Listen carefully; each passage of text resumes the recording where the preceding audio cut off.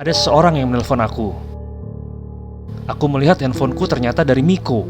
Aku heran. Aku menatap ke tempat tidur di mana Miko masih berbaring dan tidur nyenyak. Lalu aku berteriak, "Hei Miko, ngapain lu telepon gua?"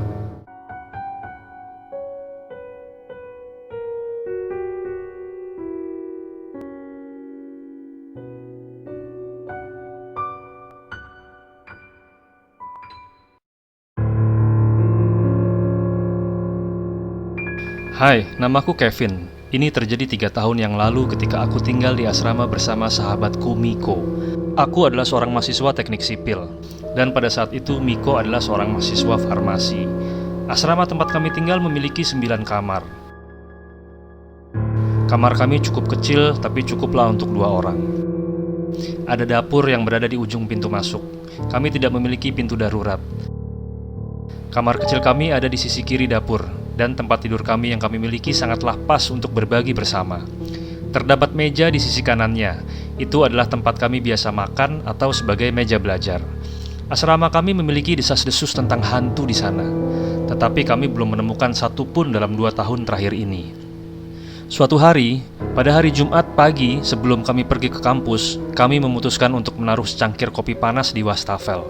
Aku tahu itu hal yang bodoh kita lakukan, tapi kami penasaran. Jika cangkir ini menjadi kosong ketika kami kembali dari kampus, maka ini adalah asrama yang berhantu. Akhirnya kami pergi ke kampus dan aku pun melupakan soal kopi tadi, karena aku cukup sibuk dengan ujian di kampus. Setelah selesai, akhirnya aku kembali ke asrama sekitar jam 7 malam. Aku melihat Miko sedang tidur di kamarnya. Menurutku cukup aneh, karena biasanya ketika aku kembali ke kamar, dia sedang bermain game atau memasak di dapur. Tapi itu tidak mengganggu aku, karena ini adalah musim tengah semester dan aku pikir Miko kelelahan. Oh iya, tiba-tiba aku ingat secangkir kopi tadi yang kami masukkan di wastafel tadi pagi. Setelah aku meletakkan tasku di atas meja, aku langsung menuju wastafel. Aku lihat kopinya masih penuh, jadi benar deh, memang tidak ada hantu di asrama ini. Lalu aku menuangkan kopi panas tersebut dan mencuci cangkirnya. Setelah aku mencuci cangkir, handphoneku yang berada di dalam saku bergetar. Ada seseorang yang menelpon aku. Aku melihat handphoneku ternyata dari Miko. Aku heran. Aku menatap ke tempat tidur di mana Miko masih berbaring dan tidur nyenyak. Lalu aku berteriak, "Hei Miko, ngapain lu telepon gua?" Tetapi dia tidak menjawab. Lalu kupikir HP Miko mungkin ketinggalan di kampus. Akhirnya aku menjawab teleponnya. Dan yang membuat aku kaget dan shock adalah yang menelpon itu Miko. Suaranya jelas dan dia berkata, "Kevin, kalau lagi lapar makan dulu aja. Soalnya gue masih di supermarket beli persediaan bahan makanan buat kita." Aku tersentak dan badanku terasa kaku. Aku sangat bingung dan ketakutan. Pada saat itu aku menjawab, "Lu serius ini?"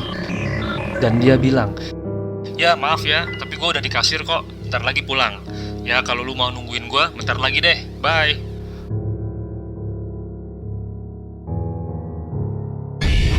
Aku masih di dapur dan tidak bisa bergerak sambil melihat pria tadi yang di tempat tidur.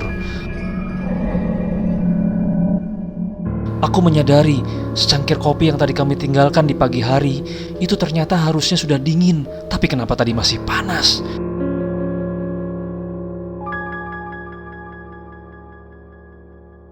Aku melihat lagi ke wastafel beberapa saat, dan yang membuatku ngeri adalah ketika aku melihat lagi ke tempat tidur, orang tadi sudah tidak ada lagi di sana.